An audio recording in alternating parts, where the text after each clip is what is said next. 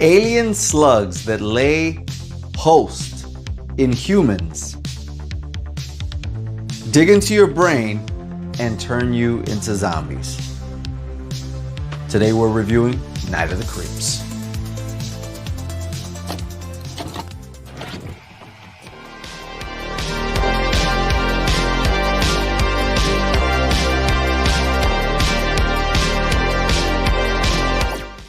What's going on, people? Alex Thorn here, and on this episode of Does It Hold Up, I am reviewing Night of the Creeps. Now, right away, I just want to say I remembered nothing about this movie other than the fact that I have seen it in the past once. And while watching it, I remember nothing. I'm telling you right now, when this movie started and I saw aliens, I was like, is this the right movie? Then it goes to black and white. And again, I pressed it like, this is not the right movie. I even stopped it and had to repress play because I was just like, what am I watching here? And it turns out that I was watching the right movie, because this movie, as I said in the intro, is about alien slugs that land on Earth, enter through the mouth, eat the brains of its host, and turn them into a zombie. While this movie does open up in the 1950s, and we're introduced to a young man whose girlfriend gets slaughtered with an axe in the convertible car that they're in, we're soon introduced to who that person would become, and it is the detective in this movie played by Tom Atkins. Now, we all know Tom Atkins from Halloween 3 and a host of other horror cult classics and movies. The guy has over 80 credits to his name, still doing things, still doing big time movies and roles. Absolutely love this guy. We also get introduced to our two lead college losers, nerds, outsiders. One dude who towards the end of the movie, his acting is very questionable, and his best friend who is handicapped for no other reason other than to represent handicapped people, because life is not perfect. We get introduced to a jock who is terrible. His acting is so bad, but he's on the ins and outs and trying to get with Cynthia before prom night.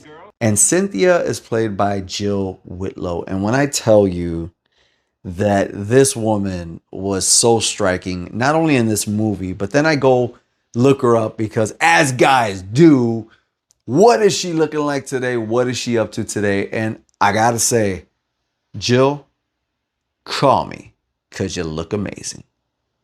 Once we get past some of the scenes where the jocks are trying to make sure that the outsiders feel like losers and dare them to do one thing after another, they break in to an underground area where this zombie is being held. And of course, he comes alive, and they run out as fast as they can. They soon get caught up by Ray Cameron, played by Tom Atkins, and they know they were there because of the janitor. The janitor, another interesting character. These janitors, I'm telling you, in Chopping Mall, there was a janitor, which, by the way, the guy who played the janitor in Chopping Mall is also like a police officer in this movie. He has a very short role, very small role, as he does in all these movies. But the janitor in this movie, he, of course, encounters the alien slugs, and he gets turned into a zombie as well, and, you know, pops up on some people. The thing is this: to go beat by beat with this movie is kind of unnecessary, because there's a huge chunk of this where it's kind of wash, rinse, repeat. The real carnage happens when a terrible prop dog is turned into a zombie. And then there's a bus where all the boys are on that are going to be taken to the prom. And because that dog is in the middle of the road, the driver swerves, everyone falls out, all the slugs go into that bus, and all of the boys are now zombies. which turns out the perfect line for Detective Cameron. I have good news and bad news. The good news is your boyfriends are here. The bad news, they're dead. And by the end of this movie, our lead character, Chris and Cynthia, are kicking all types of ass while Chris holds a shotgun. Cynthia has a flamethrower because, of course, why wouldn't there be a flamethrower at the police station? Detective Cameron is handling things inside the sorority while Cynthia and Chris are handling things outside, and there's a ton of carnage candy, to borrow a phrase from the legendary Cody Leach. At the conclusion of this movie, the alien slugs go into the basement. Detective Cameron goes down there as well. He lights everything up with kerosene, counts down to where Chris says, 3, 2, 1, thrill me. And boom, a real practical explosion hits. But I gotta say this. I'm interested in Night of the Creeps 2, which never happened because those slugs that got away, they go into the cemetery. Where is that sequel? With that being said, I think we need to get to the Does It Hold Up rating system for 1986's Night of the Creeps. As for acting, I'm going to give this movie 3 bandanas out of 5. It is corny. It's the best of the 80s, but let's not kid ourselves. It's not good. As for effects, I'm going to give it 5 bandanas out of 5. I mean, this looks as good as anything you would want to see horror movie wise and practical wise out of the 80s. And as for story, it's a little convoluted for me. It threw me off for sure. So I'm going to give it 3 bandanas out of 5. Guys, let me know down below. Have you ever seen Night of the Creeps?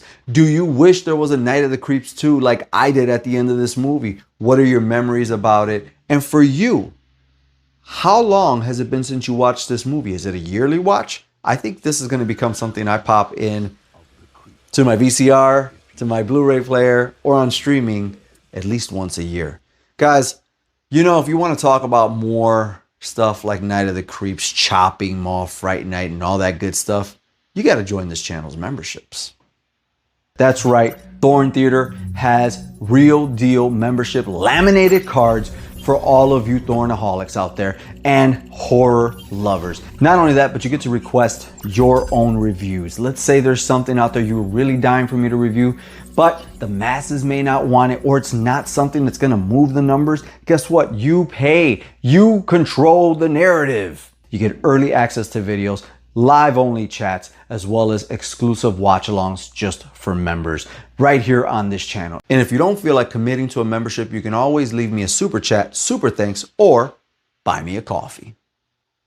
Buy me a coffee right now is a way that you can support somebody like me for making videos just for you guys, doing what we love to do. But guess what? If you buy me a coffee, at least you're fueling the journey. And right now, Buy Me a Coffee has an update to where when you leave your note of why you have gifted me coffee, I can respond back to you in video form. So you know what I gotta do. I gotta rock out, watch some horror movies, and review them for you.